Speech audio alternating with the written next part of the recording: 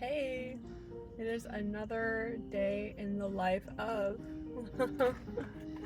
um, so I was just thinking, you know, as a part of this process at the very beginning of our journeys of transitioning our business of ourself into a more expanded version of a business where we interact with other people for a specific branded and advertised reason, and we exchange our value for a money specific form of value, when we are making this transition. And that's where I am right now, in that place.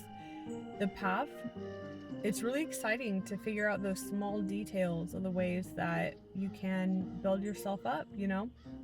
I think it's really good to get in the practice and the dry run, so to speak, to understand exactly how you most feel passionate and excited about sharing your service. You know, I'm specifically thinking right now about coaching for myself, but the same thing goes with my dog. My dog behavior modification package is a joint package. You know, with that, it involves coaching. It involves the kind of theory or philosophy behind it. It involves helping people get their lifestyles in order, um, in a way that is supportive for, it really is using the dog as the anchor point to transform their lives, because dogs, like children, they can often kind of sometimes be the canary in the coal mine and be like, here are the, there are some things that need some reworking to have a more peaceful every day. Whether that's just because your nervous system needs to be regulated, you're overstressed, or if it's because your dog or child is overstressed, or someone else in your life is stressed and their dysregulation is affecting you. It's all a matter of being really compassionate and open to understanding that we are all in this together to have a more beautiful day to day and to go towards our goals as a team, and including your dog as a team, including your child as a team if you have a child, and get like understanding the individual needs of each person in that team. And yeah, so that is, really intriguing to me. That is what is on my mind in relation to the dog training package. And there's so much, it's that beautiful idea, and then there's so much, if you have your idea, you have just a basic starting idea, there's so much that you can go into to help you integrate your own perspective and to just kind of solidify your voice, really, and your creative identity as you are growing more into this role. You can't expect yourself to be anything other than what your experiences so far have allowed you to be, and according to the resources you've had. So it's a really fun process. I'm writing an ebook, a couple ebooks, one related to dogs and one related to designing your resilience practice. And yeah, it's really cool to figure out my creative process. I'm learning that I like doing audio recordings or video recordings, or just typing a lot as like kind of a first draft to capture my ideas. And then I like to digest it further by, writing a blog post or making a presentation. And then from there, I think then an ebook, or maybe a more intentional, broad, pre-planned YouTube video, maybe that I'll be doing that. That is another good way to get to, put all those ideas into form in its next iteration. And then after that is where the courses and the interaction with people can come in. Though there's also interaction with people along the whole way, testing it to be like, well, what is my perspective, and just being able to remember that, to let it come easily, and to work with people who are they really need you with where you are at now. The flaws that you feel you have because you aspire to a certain image, there's people who don't feel those flaws because the value that they see in you is different from the qualities maybe that you are imagining, or the value, the value is something you haven't identified yet that you bring to the table, or maybe it is something you have identified and that's just honestly the way that you deliver it is the most accessible to people, and that's what they need in order for it to be accessible to them and feel emotionally relevant, So don't ever judge yourself for all the flaws, the things that go outside of your aspirations or this image you have in your head of what it should look like, because it's gonna benefit somebody out there, and those are really the people that we all care about, just in our lives, within our own identities and the roles we play as a general human being operating out here, but also in our businesses, in the development of our businesses, where we really refine our sense of the role that we play and the kind of people we can assist and we can serve and we can help. It's all about trying to help one another, and we all have different little specialties, different strengths and limitations and advantages and disadvantages that allow us to apply the same information in a little bit of a different way, through a little bit of a different lens, through a little bit different voice, and that is what allows different people to be helped. It's so necessary to follow your authentic, what you can authentically bring to other people, because that's going to be sustainable, that's going to be genuine, that's going to be letting the people who need you most see it, and find that. So yeah, today is of course a beautiful day, actually a little warmer than I thought it would be. There's so much sun outside. I don't know the temperature, but yeah, just another thing that I've been focusing on lately, is this question of how do I regulate myself throughout the day, and interpreting things within the framework of when I am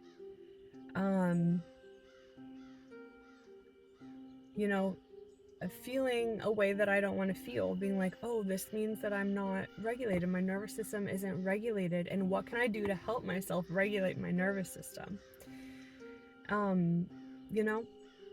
That is really the question that has been helping me. And honestly, it's in the beauty of these moments that we heal trauma, you could say. You could go as far as to call it trauma. Sometimes it's very much in that category. You could also call it just maintaining our mood, our good mood, maintaining our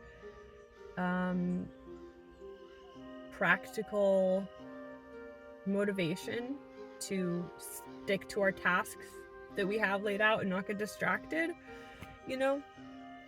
If you need rest, but don't think that you need to be depressed and down on yourself in order to deserve that rest. Always, whatever you do, enjoy it.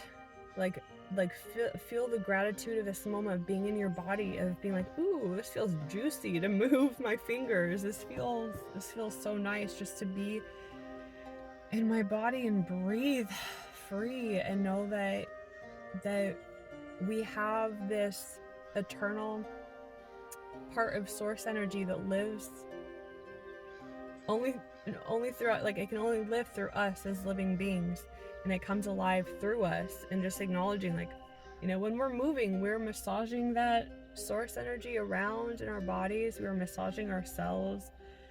We are just picturing the blood moving around, the oxygen through your cells, and just absorb the gratitude for everything being perfect in your life to allow what you're doing, and to be supportive. And it, instead of being depressed in order to let yourself rest, like, have those thoughts if you want to have thoughts at all, unless you just want to meditate or something.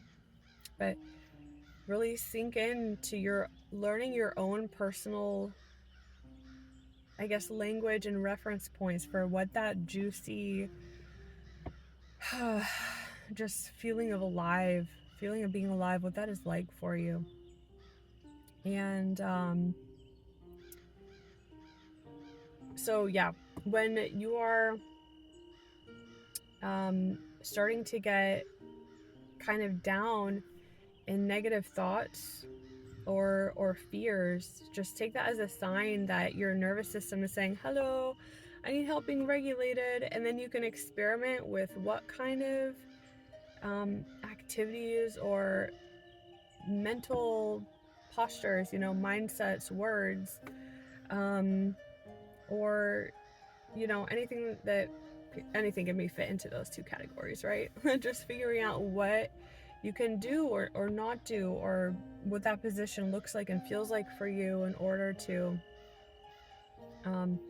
hold your ground and continue on with your desires, and continue having faith that you will continue to build that confidence that comes quicker and quicker, that where you're able to turn around your fears and your doubts a lot faster, and to go deeper into this knowledge that sometimes where you're at, you just got to be like, this might appear to be a sacrifice. This might appear to be a sacrifice money-wise, but the honest truth is that, if in order to create the lifestyle that you want, you have to play your role in order to make that, like, in order to see it happen, you have to play that role that you were playing within that life. So if you just ask, like, what is this, like, just imagining in the future, even just a few months, who knows what the time frame will be like exactly, but just imagining that beauty of the lifestyle, and how secure and stable this will make you and your loved ones be financially for long term. And the options and the opportunities it will give you, and the potential for evolution, in the sense of, who knows if your loved one, if you might make money independently doing this, and then your loved one, like, my partner, for example, like, I am playing a homemaker role while also developing all these things, but I'm like, when I am established, like, you are going to be able to have that same freedom. I'm going to give you that same freedom to rest and to learn more about yourself, and to figure out what is your authentic path, for him to develop his business that he's wanting. That is a big part of the beauty of this process. Like, we help, like someone gives us a knee up, we get on top of the building, and then we drop down a rope, and we're like, okay, we're getting you up too. That's the part of the beauty of teamwork. And so just know that long term, the opportunities that it gives you is worth, look at the pros and cons. It's worth a little bit of tension in this present moment, the uncertainty. In order to do anything, you have to be uncertain and take risks, and you have to take the risks that the pros outweigh the cons. You know, you have this certainty, you know, because you understand that a part of your genuine path is, in order for anything to be sustainable for you, it has to be pleasant and doable and interesting to you. You know, for you to have a sustainable long-term way of earning money, and it goes into the whole like part of society that you are in, the people that you make friends with, the kind of rules of the subculture that you're a part of, the beliefs and the ways that people interact with each other, the opportunities you can have. Like it goes into so much more. The health that you can have. It's transitioning to a whole other way of being in a lifestyle, and it's, of course, it is a challenging process, and it's, you know, it's a process where a lot of experimentation comes into play. You know, that's a part of the aliveness on it. When you don't have a 1000% perfect playbook in front of you, that's when you know that you're creating your own playbook based on the unique opportunities that are actually around you in this, like, you know, by chance. You know, it's by chance that we will see somebody wrote something, or that somebody's out there walking and we talk to them. You know, it's these little unique factors of reality that make it a unique path, for us. And we have our own unique qualities too, our unique strengths and limitations, which also bring in that factor of uniqueness, like the path that we take and the things that are interesting to us, the ways of marketing, the ways of generating a vision, our creative process for just every single day, keeping our life force, you know, maintained, keeping our stress maintained, to be healthy, to feel open in our body, to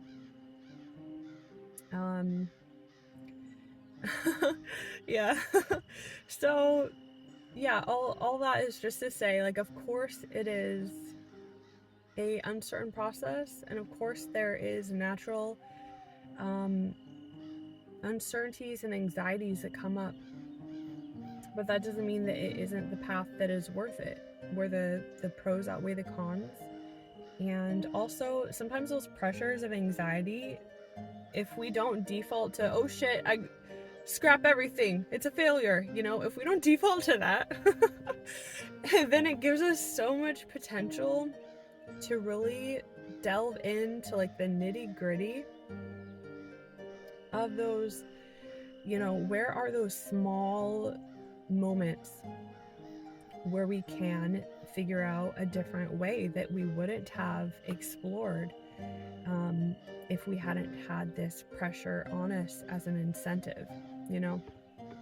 Sometimes, and always, you know, always say to yourself, like I deserve money, I'm going to get money. How does money come easy to me? And depending on your like immediate need for money, you might decide that, you know, like, yeah, getting a part-time job somewhere is what will help me feel the most peaceful for the moment, and the most encouraged, and the most stable, and the most certain.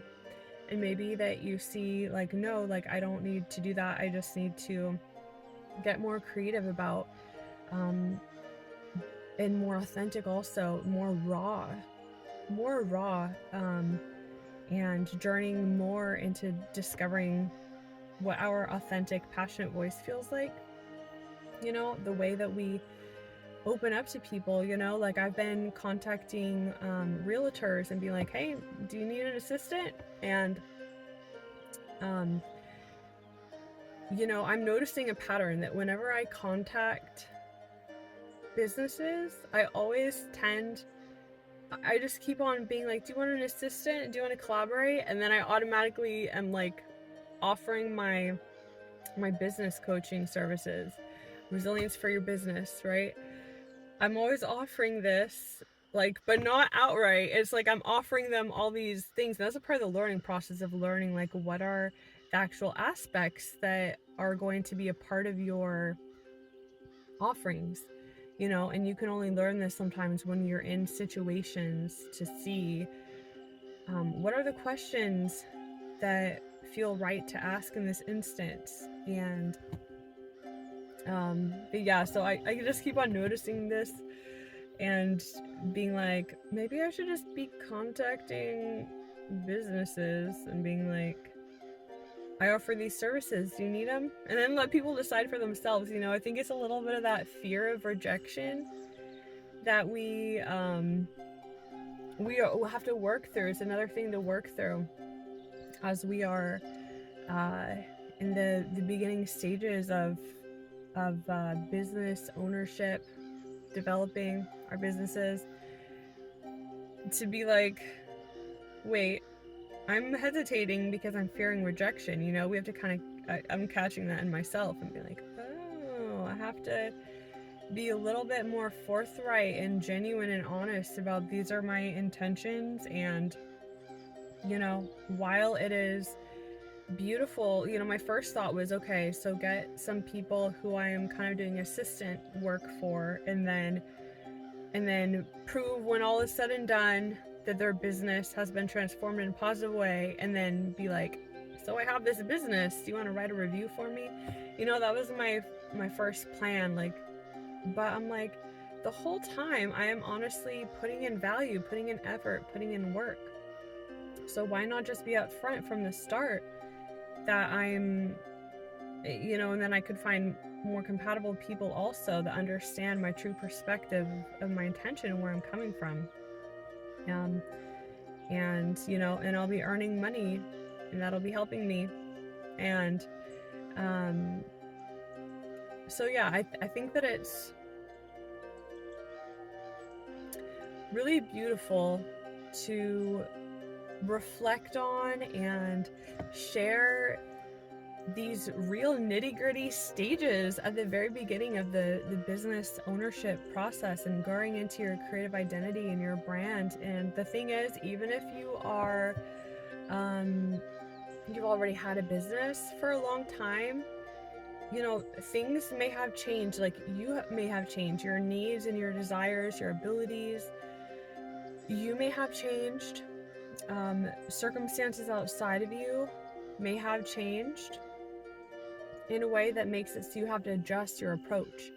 So in a way, you are starting a new business because there are a lot of different changes and transitions you have to cope with at once. So this process, this kind of nitty-gritty process, this can be applied to you whether you've been in your business for 20 years or for 20 minutes. Like, where you realize you're not just a business, but you actually have like a, you know, a legally recognized business, or you know, or a business plan where you have a brand and a business name and all that.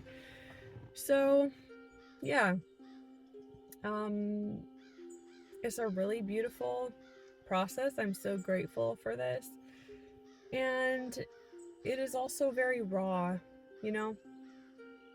It is very looking for inspiration every day, and it can get exhausting, you know? It can get exhausting. I've definitely, you know, I've only been doing this for a couple of months, and not even, what day is it? It's almost November. Yeah, so not even a couple months. And it's really exciting to see how my concepts have changed. It's really also exciting to see how things unfold around me as I am collaborating with people and just being like, ooh, what if I change my approach to go after what I'm actually wanting? What if I stop saying to myself like, oh, this thing that I'm wanting to experience, earning money for my make your business resilient services, resilience coaching, you know, if I stop saying like, oh no, I can only do this in the future, then just what are those possibilities for the present? And yes, we do need to have our written materials, right? We need to have those tools that allow people to integrate the information. But also a lot is accomplished out there in the world just by talking. And yes, for materials, but you don't have to have everything be at like you're at stage 10 in the development of your business, like you've been doing this for 10 months or whatever. You don't need to have things be at that stage in order to value your worth and to test those waters and get more information about who you're, how you're going to develop your materials and what your clients need.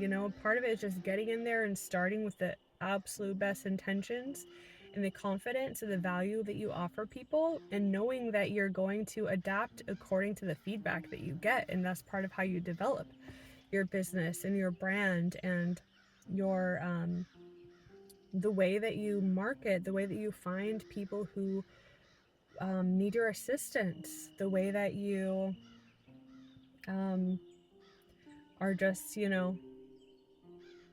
collaborating with other people. So, yeah, don't get burnt out there. I know it's a lot. Just keep on following that feeling of peace and acknowledging that everything will be ironed out in time. All you can do is do the very best that you can for the moment. And that is the spirit that lets any endeavor be long lasting, sustainable, and that lets us be emotionally motivated and not burnt out. Yeah, so it's a whole new paradigm that we're learning to change from the past, where we thought, you just have to push and force and be overbearing and use fear to motivate and punish yourself in order for good things to happen. It's a departing from that mindset of the past, that scarcity survival mindset, into this mindset where we follow that current of love and peace and pleasure and security and long-term vision and I was gonna say hyper creativity, I don't know why, but just creativity, like using whole systems thinking, permaculture, getting fun with being like, how do I stack functions? How do I have multiple, basically multitasking? How do I have, I have some kind of goal and I'm doing this thing, and it is feeding all of these different goals and parts of the process, or feeding different processes within the bigger process, or however you want to see it. So yeah, anyway, thank you so much for listening, and just breathe and enjoy the process. Do what makes you feel inspired and interested. Okay, take care.